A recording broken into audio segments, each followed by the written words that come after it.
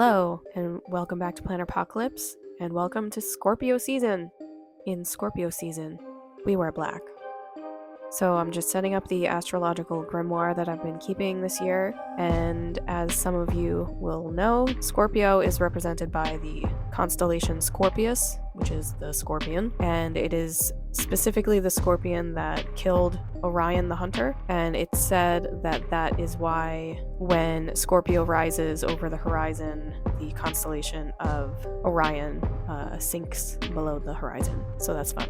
Since Western astrology was born in the northern hemisphere, Scorpio season marks the dying of the world before winter, basically. So a lot of the themes around Scorpio are about death, dying, life, but also about rebirth and transformation. When you look at the astrological wheel, you'll notice that Scorpio is not the last sign in the zodiac. So that indicates to us that death is not the end. So it's almost like we are prepared and aware of death, but it's not the end of the cycle. It's not the end of the story. Next, we have Sagittarius. Sagittarius is all about philosophy and like thinking about what comes next. After we have that death awareness. So I'll go more into that next month, but so the ruling planet for Scorpio originally in traditional astrology was Mars. That was changed once they discovered Pluto, because they're like, all right, we have this new planet, back when it was a planet. We have this new planet and we've named it Pluto after the Roman god of the underworld. And what sign is like has to do with those themes? And they're like, Scorpio, for sure. So in modern astrology, Pluto rules Scorpio, and then traditionally it's a Martian sign. You can look at it both ways. Mars is all about action, but it also talks about cutting away things. Mars, being the warrior, has a spear or a sword, and Scorpio has a stinger that is full of venom that will kill you, which brings us to Pluto, the whole underworld death thing. It's surprisingly a water sign. I know most people are like, that makes no sense because scorpions live, in the desert. But I think it was actually my friend Robbie that explained this to me. When you think about the venom in a scorpion, like that is a liquid, right? But also the kind of fluid characteristics, I guess, of like dying and death. It's very, I don't know the word I'm looking for. When you think of life and death and rebirth, it does feel more fluid than solid. It's a constant state change, I guess. So the phrase that we have for Scorpio is I desire.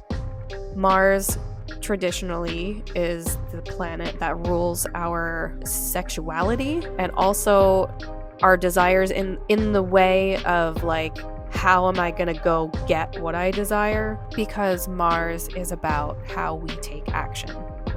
And then the tarot card we have for Scorpio is, of course, death. Scorpios probably have the most memes about them on the internet, and it's like you either love them or you hate them. I love them personally. Maybe that's just because my 11th house of friends is in Scorpio. I don't know.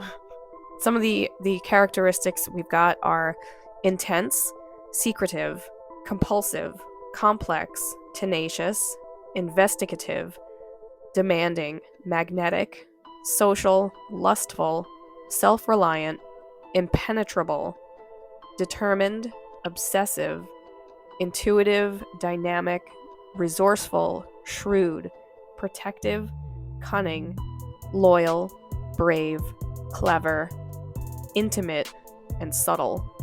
Some of the flaws of the Scorpio archetype would be volatile, jealous, overbearing, suspicious, moody, hot-tempered. This is a feminine fixed water sign.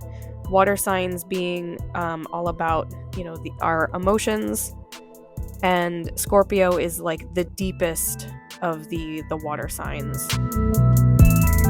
Also, when we talk about the polarities being, masculine or feminine, it does not mean male or female. It's not a gendered thing. I've also seen it, called negative and positive. Positive being the quote-unquote masculine, negative being the quote-unquote feminine. So it's nothing gendered. For herbs, we've got wormwood, rosemary, basil, blessed thistle. For the flower, we have a pink monkey flower, which I don't even know what that is.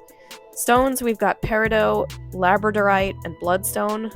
Bloodstone really appeals to the inner goth in me. Colors, speaking of goth, is black, deep red, and maroon. The keyword that we have for Scorpio is transform.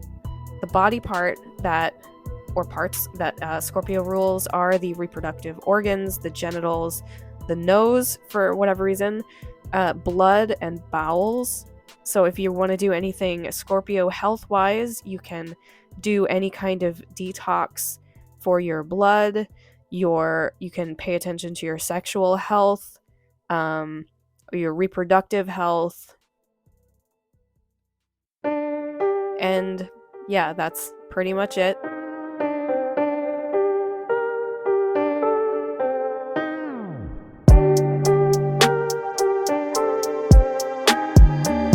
I just want to thank everyone for watching. If you have any questions, please let me know down in the comment box below. And I'll see you again next month for Sagittarius. Okay, bye!